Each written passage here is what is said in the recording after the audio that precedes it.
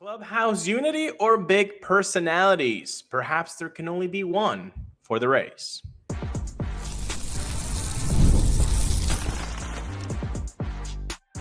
You are Locked On Rays, your daily Tampa Bay Rays podcast. Part of the Locked On Podcast Network, your team every day. Welcome into the Locked On Rays podcast. The Locked On Rays is part of the Locked On Podcast Network, now the #1 sports podcast network, your team every day. And we are Kevin and Ulises. And we are lifelong Rays fans who have been podcasting about the Tampa Bay Rays since 2019. Later on today's show, we take a look at some of the key features of Rays Fan Fest 2026 and why you should attend. In a few minutes, the Rays are doing all they can to make the Trop an enjoyable venue while they're still in St. Pete. But to start, the Rays are shifting from big personalities to team unity in the clubhouse. Mailbag episode, folks. One of our favorites to do, Kev. And I'll tell you this. The lack of big personalities seem to be by design from the Rays. We got a mailbag question from Michael Johansson, who said something feels noticeably different about the current roster compared to just a few years ago. There is a lack of personality, a lack of identity. Big personalities like Arozarena, Siri, and even he who shall not be named held together the team and made the team fun to watch. Who on the current roster can step up and give an identity back to this team and drive people into the seats in 2026? Kev, what say you? Well, maybe the Rays don't have as many big personalities as they did in yesteryear, but I would say Junior Caminero is going to eventually get to that point. He might be the sole reason or one of the very few reasons why people are going to show up and buy a ticket and buy beer and food and all that. But again, the Rays operate differently than other organizations. It's all about playing together as a team, some of the parts type of situation. And the issue you have when you bring in those types of guys like a Siri, like a Arozarena, they all want the spotlight. And I feel like there's a needle to thread where you can still have your picture on the banner. You can be the center attraction, but you still have to get along with your teammates and be a team player and do what's asked of you by the coaches and the organization as a whole. And it is what it is. I mean, well, let me say this. Jose Siri, he was not good enough to show off the personality that he was showing off. And we talked about that when that stuff was happening, right? In real time. You can go back in the archives, and we were calling it out when it needed to be called out. And the issue with these big personalities that, Michael, you're talking about, I think last spring training, last spring training, the Rays were very vocal about trying to be a little bit more focused on team unity rather than uniqueness and showing personality. They said they wanted to address it by adhering to a team code, including wearing only team colors, team issued clothing. And the three people that you're mentioning there did not adhere to those things. And you don't see them in the clubhouse anymore. So I don't think that you can have either one or the other. I think there's a middle ground to be had there. The problem is like you said, it's very difficult to thread that that needle. Now, I will say, does it matter at the end of the day if they're winning? No.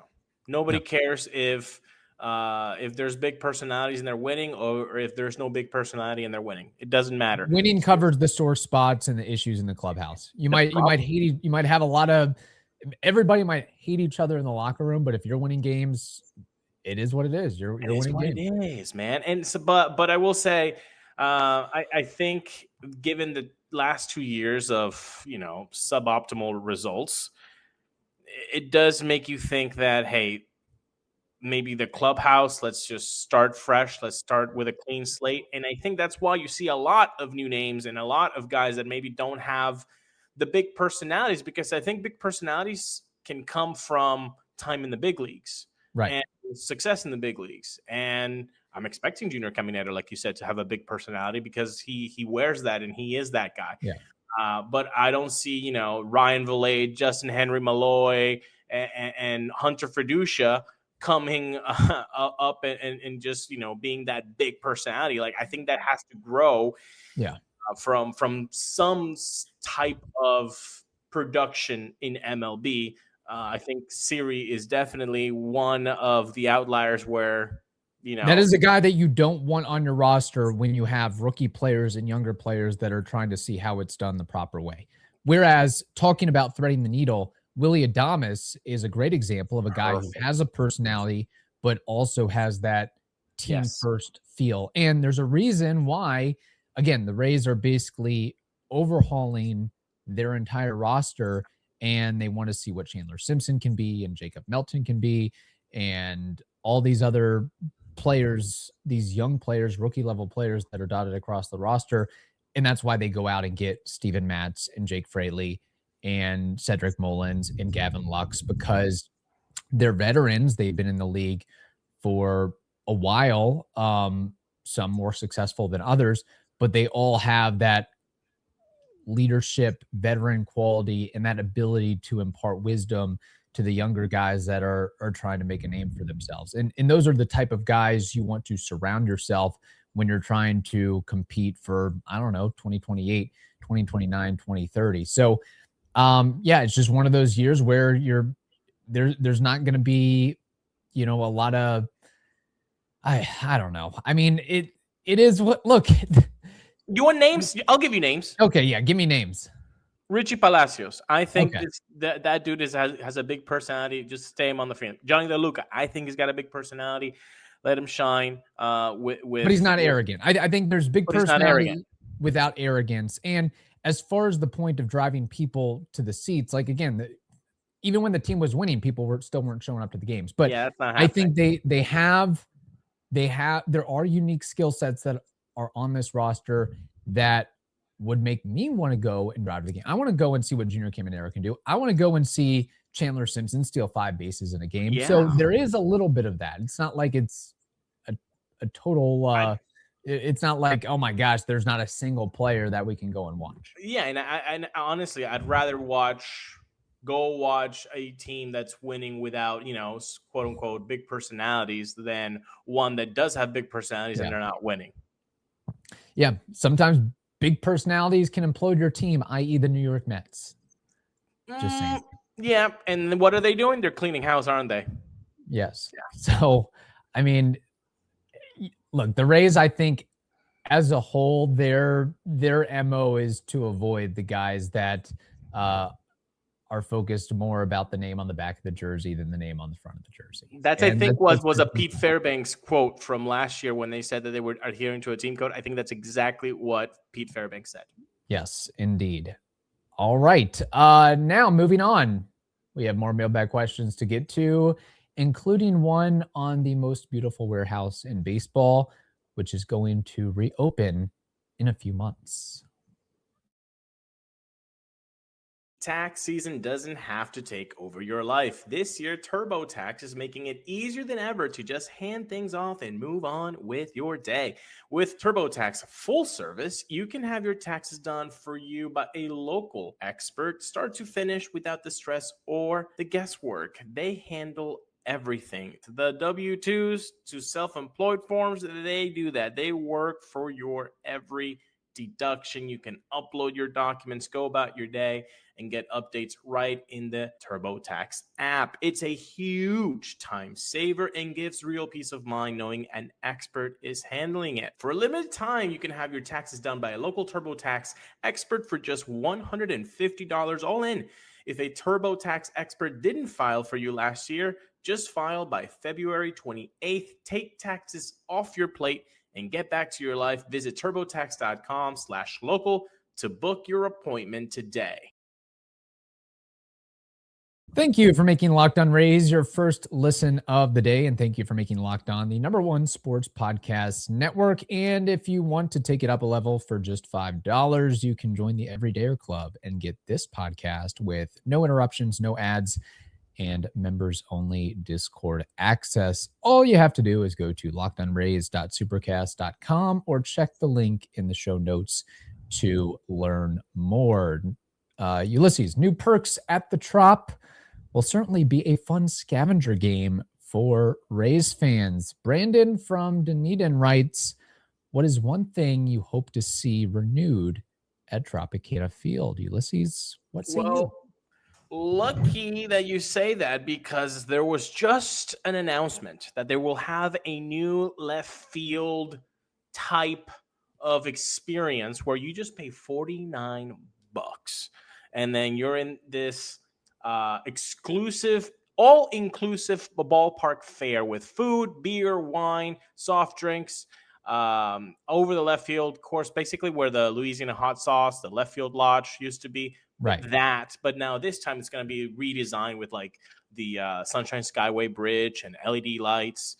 So this should be pretty cool. And for $49, all inclusive stuff like that, yeah, give me some of that. I'm sure that it's going to be, simple hot dogs and Bud Light. Yeah, I don't think it's unlimited Bud Light and unlimited hot dogs. You get like one hot dog, a small bag of popcorn, an 8-ounce or 12-ounce can of beer, which is perfectly fine. I mean, the fact that if that's all you really need and you don't have to run to the concession stand, you're going to the game. This is what I'm spending, and that's it. I mean, there's a value to that for sure. 100%. So that for me is going to be the number one thing I want to experience at the Trop. But honestly, I think when we go back, like you said, into the most beautiful warehouse there ever was, it's going to be really cool for Rays fans to like look around and say and try to find what was changed, try to find what was just updated, upgraded, and beyond the new roof or replaced roof. Sure,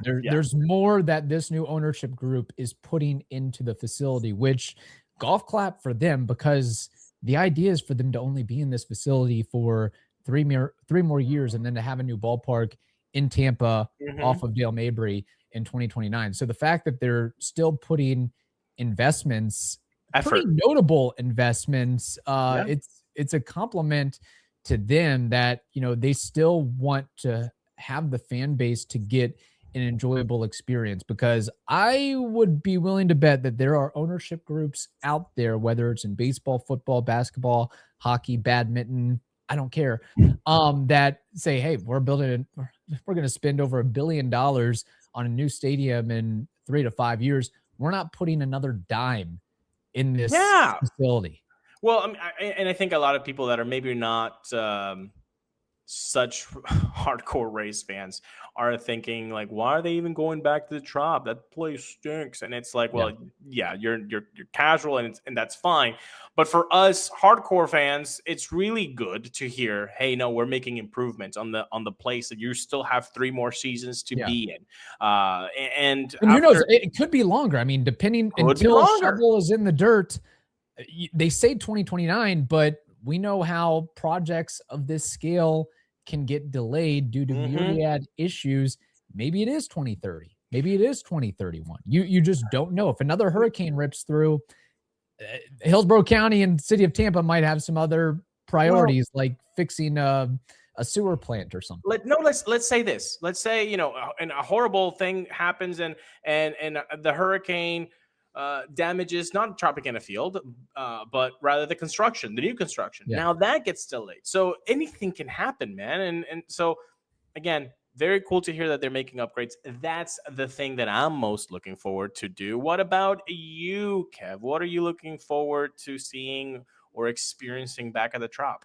Well, I think you kind of hit on it a little bit there with the all-inclusive ballpark fare package, just some of the different ways that the Rays are trying to have an affordable option for those fans and those families that want to enjoy a game or a couple games a year. It seems like nowadays with all professional sports and even going down to the college level that you almost have to take out a loan to buy a beer or to buy a hot dog nowadays. So finding ways to get, because really at the end of the day, my philosophy is you get them in, they'll start spending money. You get you put the ticket at a low price. I guarantee there's there's families out there, they will go and buy the food and they will buy merchandise. Everybody wants a hat. Everybody wants a t-shirt. Everybody wants, a commemorative baseball, whatever it is. So anything that the Rays can do to get people back in the Trop, I think is really cool. And we have to enjoy it for what it's worth. The Trop is only going to be here for a couple more years, whether it's 3 years or 4 years or 5 years, probably just 3 years. I mean, I would expect the Rays are pretty aggressive in wanting to open up a new ballpark and redevelopment area in Tampa, but just savor the opportunity of being able to watch a game at Tropicana Field. I know that the rest of baseball, the national media, they all make fun of it, but every time you go to the Trop, just kind of savor it for a little bit. The people that make fun of it have never lived in Florida. It's just they have never lived in Florida, so they don't understand how the Trop actually makes you feel. Go to a baseball August, game in August in Steinbrenner Field, and then go to one at the Trop. Which experience are you going to enjoy more? Like as a human being, you're going to enjoy the nice 72-degree air conditioned area, and that's honestly, obviously, I think that AC in June is going to hit perfectly. But I know I'm not going to get my number one want, hopefully in the new stadium. But boy, it would have been nice. No, that's your number one. My number one is cup holders. Oh man, if they could just add cup holders to a lot of the seats, and when I see a lot of the seats, it would be all of the seats. Pretty much. I know I'm not going to get it. But it would be nice to get some cup holders. That is a requirement for the new stadium, though. Yes. There better be a cup holder on every seat, whether you're in the rafters or you're behind home plate. I'm not going to put $35 drink on the bleeping ground, so bleeping Joe or bleeping Karen just stumbling around the staircase just bumps it off, and now it's $35 just on the ground, wet asphalt. And your maintenance staff has to clean that up at the end of the game. So let's not do that. It's just one more thing to have to worry about and focus on. So we do have ideas for the new stadium if the Rays want to reach out to us and get our thoughts and input. That's honestly what they should probably do, is like, not saying they would take anybody or everybody's advice, but do a poll, do a survey. 15-minute survey. What would you like to see in the new ballpark? And have you gone surprised by some of the ideas that you didn't think of? The architects getting paid millions of dollars and the design team getting paid millions of dollars, they might not think of something that Joe Blow and Dunedin might be thinking of. If you bought a ticket, boom, we want to hear from you. How was your, and they do that. They say, how was your experience? But I think one of the next questions should be like, what would you like to see in the new stadium? And maybe that happens in 2027 or 2028. But hey, giving you guys an idea because we love the team. There you go. Yes. All right. Now moving on. Final segment of the program. Parking lot festivities should dampen no one's spirits.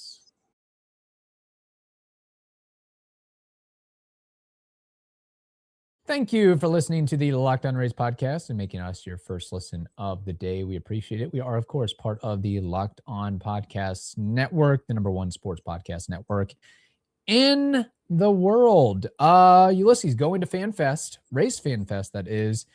It's enjoyable no matter the season ahead. We do have another mailbag question. This one from Joshua from Ocala. He says, will you all be attending FanFest? Is it worth going this year with the poor 2026 season outlook? Thank you, Josh. And just to preface, yes, we've talked about numerous times the season outlook. Team probably going to finish 500. Team probably going to be last in the AL East. But that should not stop you from attending a free event and partaking in everything that'll be going on at FanFest. Correct. Yep. You said it. I mean, honestly, Joshua, I think you have to take FanFest for what it is, which is an opportunity to be with other Rays fans, to meet other Rays fans, talk to them, get to meet players, take pictures with them, interact with them. If you've got kids, it's just a great outdoor, family day. And if you don't have kids, maybe you have a pet. And if you don't have a pet, maybe you have a Kevin Weiss that you can go to, which is what I have. Put me on a leash and drag me around the parking lot for free. I go to FanFest with Kevin all the time. And honestly, we have a great time. Yeah. And we'll be doing it again this year. Yes, we will. I am actually going to be telling Kevin the wrong hour, and I'm going to tell him 2 hours early so that he's on time. That's the smart idea for this year. No, but look, it'll be in a parking lot. I know it's not going to be the best of sites like we had the pier last year, which was pretty cool. But you know what? I think it's a reminder to serve for folks like, hey, they're at the Trop this year. They're back at their home.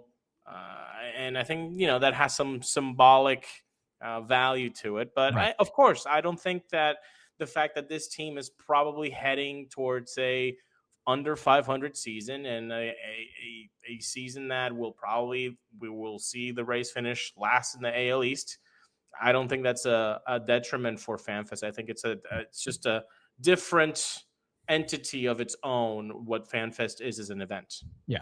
And whether you're the Dodgers or projected to be the worst team in baseball, as a fan, inherently, instinctually, you should always have that sliver of hope going into spring training in February, the FanFest or whatever another organization calls their FanFest type event. And like you said, I mean, it's at the end of the day, a free, family-friendly event where you can rub elbows with fellow Rays fans and usually get a pretty good opportunity to, meet, take a picture with the players. Like, they'll talk to you for a couple minutes. We've done that many times. So they're usually not bashful about that. You can usually just walk right up there and have a quick convo with them or some of the other Rays officials out there. Now, I am curious. So it is in the parking lot or parking lots of the Trop. I wonder if that's also because they're still working on the upgrades on the interior of the Trop, or okay, so that's part of it. And you can also add in the showy element of, hey, here's the new roof type of thing. I think also, they're obviously not done with all they want to do inside, and every hour counts of work. And when you have, 5,000-10,000 people just going around, that's not gonna be great. And anything could happen. You don't want that. So I mean, again, not great, I think, to be at a parking lot for 4 or 5 hours, but I think the merchandise that's going to be there, the bobbleheads, the memorabilia, the opportunity to get some autographs, to play some arcade games with the guys. And like you said, you just come up to them and just have a normal human conversation. They'll appreciate that much more than just kind of walking aimlessly, trying to have the 30 or minutes or the 60 minutes that they have to be there for go by way slower. If they talk to people, they're going to be engaging and they have a better time than if nobody's coming up to them. And I think, Kevin, out of all the fan fests that we have gone to and all the players that we've talked to, man, I can't remember one bad interaction at FanFest. I think the most is like maybe a guy is shy and doesn't really, talk too much. But other than that, it's always been a great experience. Right. No, it has. And just be normal. Don't be weird when you go up to the players. Right. Please. And the other thing is you don't realize how big, tall, or strong or bulky these guys are until you see them in person. Like, a guy might be listed at 6'2", 190. You're like, man, that's a thick 6'2", 190. So that is a sight to take in as well. And just a pro tip here, if you want some shirts or well, not really hats, but shirts, merchandise, game used, all that, you better get there early. I mean, really, you have to be a season ticket holder or season member. To get the good stuff, you have to be By the time we get there, it's all 3 and 4 XLs. Yeah, exactly. So be mindful of that. Yeah. Yes. So we're going to be there. We're going to have a positive outlook as best we can. And I'll be curious to see and hear from Kevin Cash and Eric Neander on what they have to say about the season outlook. And it's kind of a unique year because you have a new ownership group coming in. So you also want to see kind of how they put their twist or spin on FanFest. Again, many of the things will be similar to previous iterations, but there might be a couple surprises as well. And I'm sure that they'll bring the new ownership group on the mic and you can hear from them and ask questions of them. So I think that'll be key. I would imagine the topic du jour will be the new stadium and what their plans and their hopes and their goals are for that. So if I had to guess, I mean, even though the season outlook is not that great right now, I would think this will be one of the more heavily attended fan fest out there. Ooh. And I would sure hope that Junior Caminero is in attendance. Yes, I think that's a good hot take, and possibly because of the new ownership, and you want to hear them speak to the public, and this will be a great opportunity to hear what they have to say. Indeed, it will. And in the meantime, we want to thank you for making Locked On Rays your first listen of the day, and thank you for making Locked On the #1 sports podcast network. And another reminder here. If you want to take it up a level for just $5, you can join the Everydayer Club and get this podcast with no interruptions, no ads, and members-only Discord access. Go to lockedonrays.supercast.com or check the link in the show notes to learn